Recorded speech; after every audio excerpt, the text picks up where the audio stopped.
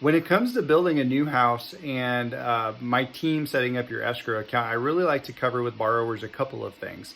So when you build a new house and that appraisal comes in, the initial appraisal that we order, what we do is someone on my team will actually call the county that you're in, and they will share what the value, for this certain value in this location. We ask the county to give us what's called the levy, or their estimate on what the property taxes might be when they reassess you.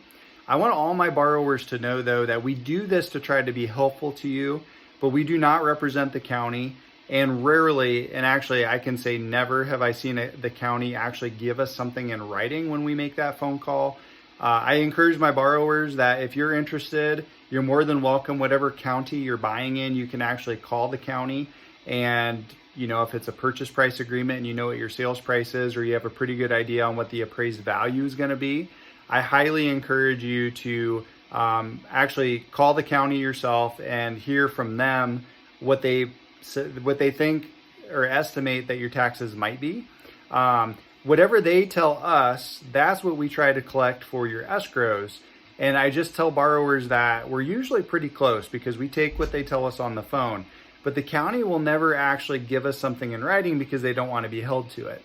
In addition to that, I don't know when they'll reassess you. So I know when I built a house a number of years ago, they actually reassessed me within just a few weeks, actually. And I was surprised because I have some borrowers that are not reassessed for 1 or 2 years in some cases. I think it's always wise to plan for the worst and hope for the best.